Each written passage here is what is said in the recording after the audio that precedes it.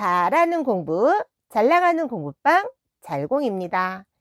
오늘의 주제는 공부방 나쁜 소문 낼 거야 입니다. 이게 무슨 일이냐고요? 네, 제가 알고 지낸 지인이 저한테 한 얘기예요. 여러분은 공부방이나 교습소 운영을 하시면서 사람들한테 이런 얘기 들어본 적 있으시나요? 만약에 여러분들께서 가까운 사람, 알고 지내던 지인이 이런 말을 직접 자기한테 노출을 시켜서 한다면 여러분들은 어떤 생각이 드시나요? 그럼 그걸 들었을 때 어떻게 대처하실 겁니까? 어떤 말을 하실 겁니까? 한번 생각해 보세요. 오래 공부방을 운영하다 보면 참 별일이 많습니다. 이런저런 사건들이 많습니다. 이렇게 간접 경험을 통해서 한번 나도 저런 일이 생겼을 땐 나는 어떻게 해볼까? 라고 미리 생각해 보는 것도 참 좋은 방편인 것 같습니다. 일은 한 2년, 3년 정도 된 사건인 것 같아요. 오늘 우연히 지인들끼리 만나서 밥을 먹었는데 밥 먹으면서 그 지인에 대해서 얘기를 하게 된 거예요. 그러다 보니까 옛날에 제가 있었던 일이 생각이 나서 이 주제를 가지고 여러분들과 한번 대화를 나눠보면 어떨까 싶어서 제가 영상을 찍어 봅니다. 일인즉 2년, 3년 전의 일입니다. 오랫동안 저희 아들과 품앗이를 통해서 알고 지내는 동생이 있었어요. 1, 2년 사이 짓는 사이가 아니기 때문에 당연히 언니 동생 하면서 지냈죠.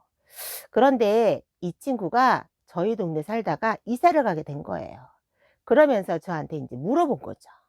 언니, 내가 어디로 이사 갔는데 거기 좋은 학원 소개시켜줘. 이렇게 얘기를 한 거예요.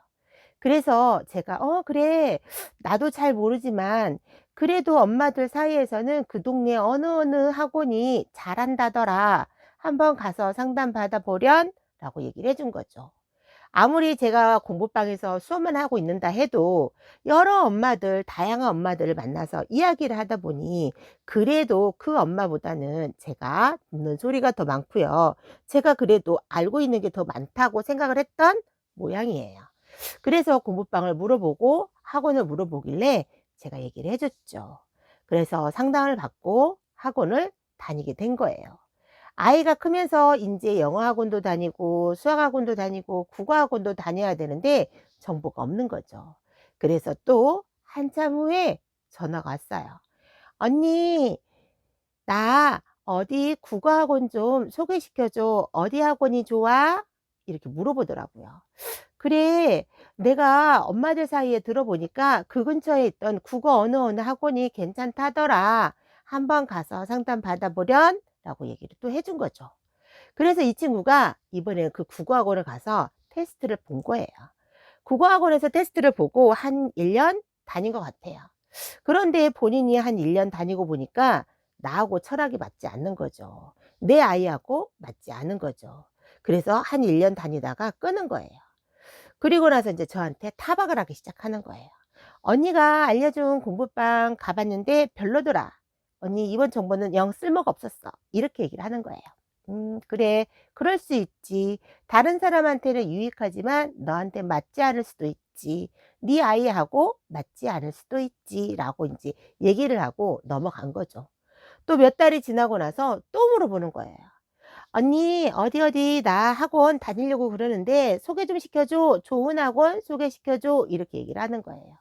그래서 제가 또 전에 듣던 학원을 이 엄마에게 소개를 시켜준 거예요. 엄마들이 그러는데 어느 학원이 좋다고 엄마들이 줄 서서 간다 하더라. 너도 한번 알아봐서 가보련 하고 얘기한 거예요.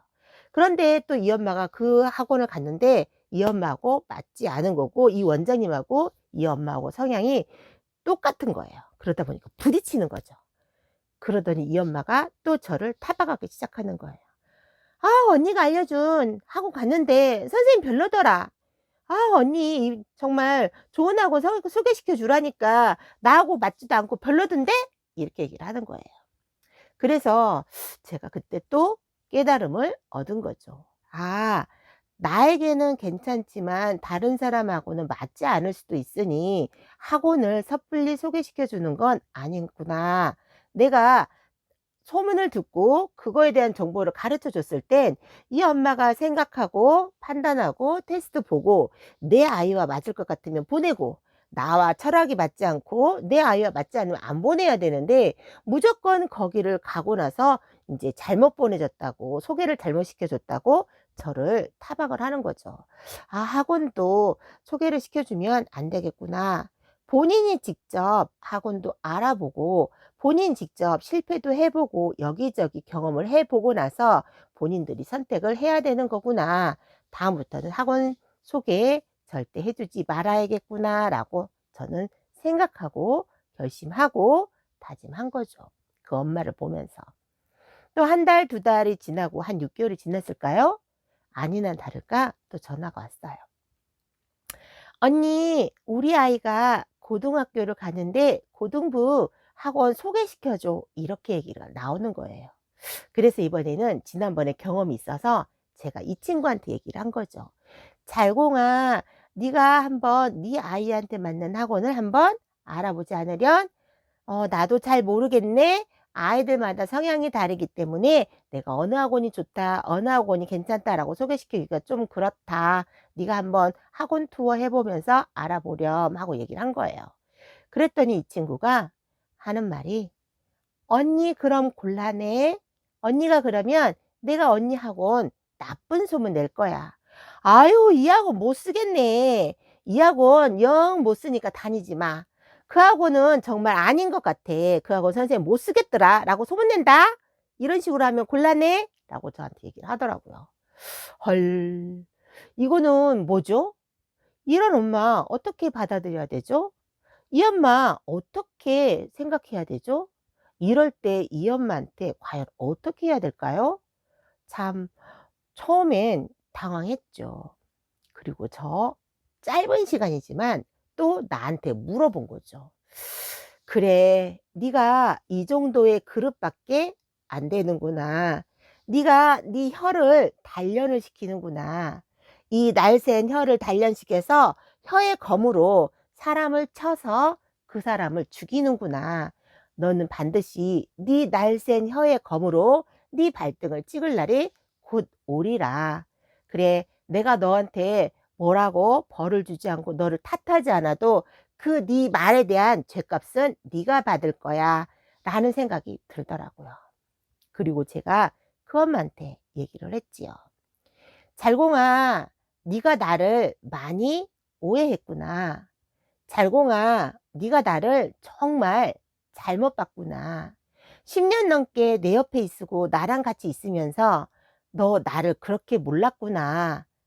나는 내가 공부방을 하면서 내 아이라고 생각하고 내 아이처럼 가르쳐야지, 이 아이를 어떻게 하면 성장시킬까, 내가 이 아이한테 어떻게 해서 이 아이를 발전을 시킬까 고민해서 이 아이들을 받고 내가 공부방을 운영을 하면서 아이의 성장을 보면서 내가 또 뿌듯함과 그 아이의 성장을 지켜보면서 나의 가치관이 높아지고 나의 자존감이 한층 업그레이드된 그런 기쁨을 맛보면서 내가 공부방을 운영했지, 이 아이 한 명, 한 명, 한 명을 돈으로 계산한 적은 한 번도 없었어. 그리고 학원 내 공부방을 좀 더 좋게 포장해가지고 내가 사람들한테 그렇게 광고하면서 아이들을 가르쳐 본 적이 한 번도 없었어. 그리고 너가 소개시켜줘 온 학생들 나한테는 받지 않았어. 왜냐하면 그 아이들의 철학과 그 아이들의 엄마들 철학과 나의 철학은 맞지 않아. 그래서 네가 소개시켜 준 엄마 나 한 명도 받지 않았고, 내가 그거로 인해서 어느 득을 본 것도 없지만 나는 그런 식으로 아이들을 가르쳐 본 적이 없어. 나는 내가 교육자인 마인드로 내가 아이들을 어떻게 하면 잘 가르칠 수 있을까? 어떻게 하면 애들을 잘 리더해서 잘 끌어갈 수 있을까? 이 아이가 나중에 커서 성장을 했을 때 돌아보고, 아, 그때 잘공 선생님 정말 괜찮은 분이셨어. 나한테 정말 많은 도움을 주셨어. 내가 살아오면서 그런 선생님 다시는 만나보기 힘들 것 같아. 이런 아이들을 회고했을 때 나는 그런 선생님이 되고 싶었지, 상업적으로 사업적으로 나는 아이들을 대한 적이 없는데 너는 나를 참 오해하고 잘못 봤구나. 나는 사업가의 마인드, 부모의 마인드, 엄마의 마음으로 아이들을 가르쳤지만 너는 나를 보기를 장사꾼으로만 보았구나. 너 착각했구나. 너 나를 많이 오해했구나. 라고 얘기를 했어요. 그랬더니 이 친구가 언니 뭘 그래. 농담한 걸 가지고 뭘 이렇게 심각해. 농담이야 농담. 이렇게 얘기를 하더라고요. 아니 날쌘 검에 혀를 내뱉으면서 어떻게 그걸 농담이라고 할 수 있을까요? "그래 너는 농담이었구나. 나는 진담으로 받아들였다." 라고 얘기를 한 거죠.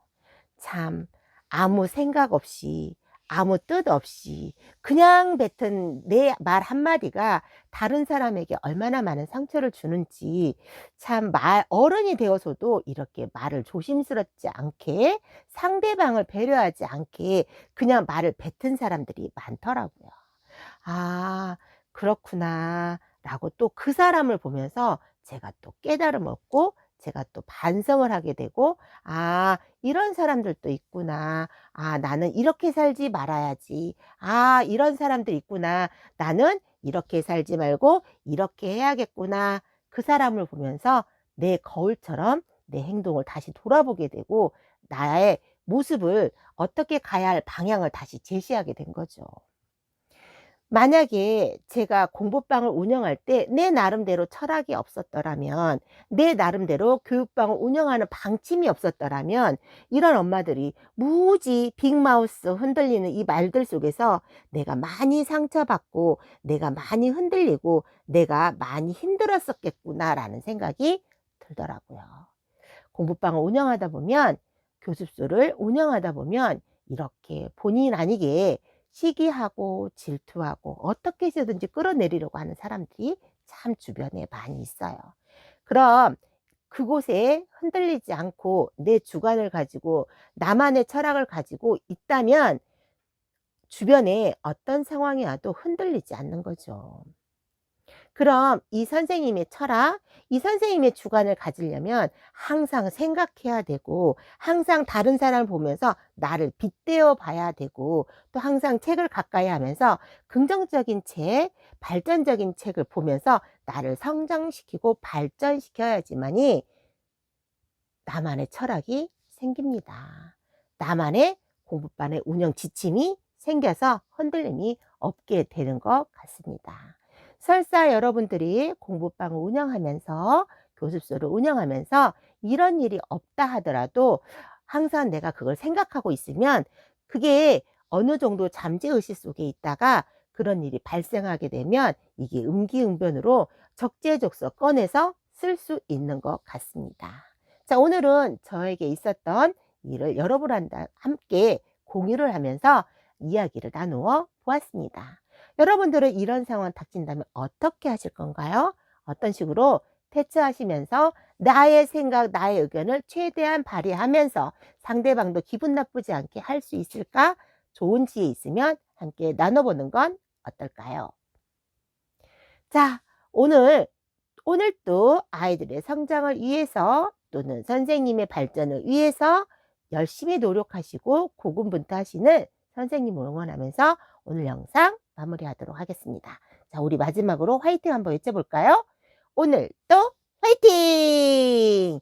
잘하는 공부, 잘 나가는 공부방, 잘공입니다.